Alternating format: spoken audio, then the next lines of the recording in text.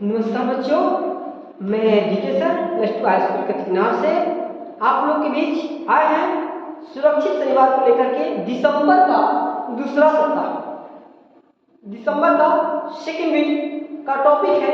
इस टॉपिक को देखेंगे हाथ धुलाई, खुले में शौच के खतरे, मल के सुरक्षित निपटान के संदर्भ में जानकारी। तो देखेंगे इस विषय वस्तु पर हम चर्चा करेंगे, जानेंगे। तो देखिए, ध्यान देंगे हम लोग कि हमें जो हैंड होते हैं कब कब धोना चाहिए और हैंड से हमें क्या क्या, ये जो हाथ नहीं धोएंगे तो हमें खतरे आते हैं, हानि आती है। बहुत सारे कीटाणु हमारे हाथ के माध्यम से हमारे भोजन के माध्यम से अंदर चले जाते हैं। देखेंगे करेंगे हाथ की धुलाई।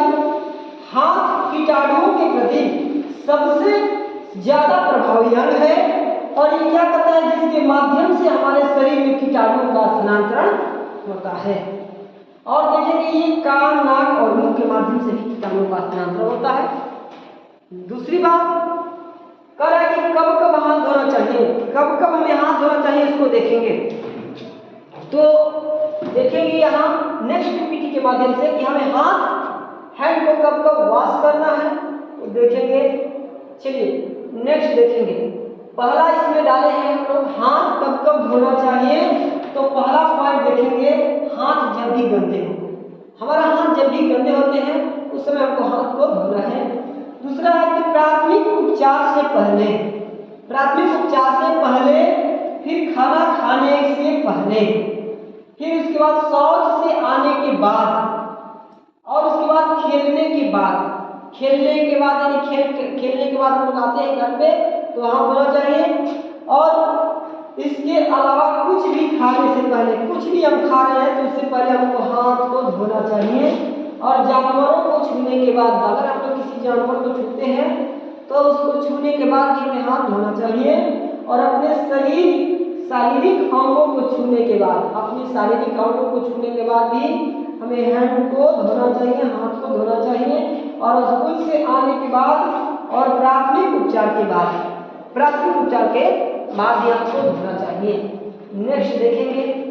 नेक्स्ट आप लोग नेक्स्ट पीपीटी में डाला हुआ है, देखेंगे यहाँ पर। नेक्स्ट है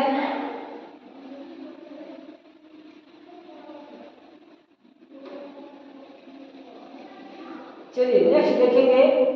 कह रहा है कि खाना खाने के बाद और सार्वजनिक जगह से आने के बाद, सार्वजनिक जगह से आने के बाद भी हाथ को धोना चाहिए।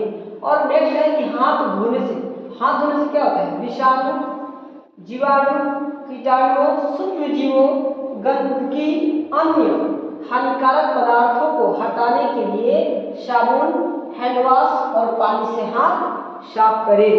इस बात को ध्यान रखेंगे। और हम लोग मिट्टी से भी अपने हाथ को ऐसे मल के और अच्छे से और पानी से धो सकते हैं। चलिए नेक्स्ट देखेंगे। नेक्स्ट है आप लोगों का, चलिए नेक्स्ट है हम लोग का कि खुले में शौच करने के खतरे, खुले में शौच करने के खतरे।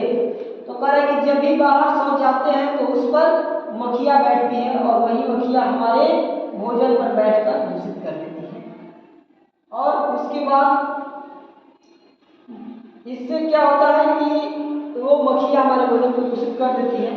मक्खियों के पैर के माध्यम से जीवाणु, विषाणु और कीटाणु हमारे भोजन में चले जाते हैं और ये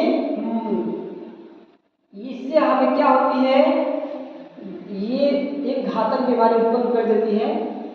ठीक है। और ध्यान रखेंगे, भूजल प्रदूषित हो जाते हैं, कृषि उत्पादन दूषित होता है, हवा, मक्खियों, पाँव, याद रखिए ये सारे मैटर से हमें कहीं ना कहीं हानियाँ आती हैं। और मोटर वाहन, मवेशी, जिन सबसे हवा को दूषित होता है।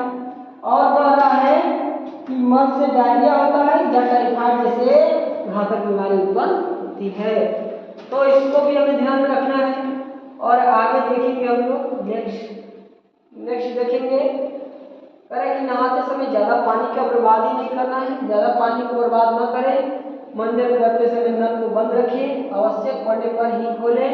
घर में पानी का सिराव न हो की जांच करें और भूमि संरक्षण से क्वेश्चन रखें तो संरक्षण जुताई करें। इसके लिए मिट्टी कटाव कम होता है और जल अवशोषण बढ़ता है। आज के लिए इतना ही, फिर मिलेंगे नेक्स्ट वीक। तब तक के लिए जय हिंद, जय भारत।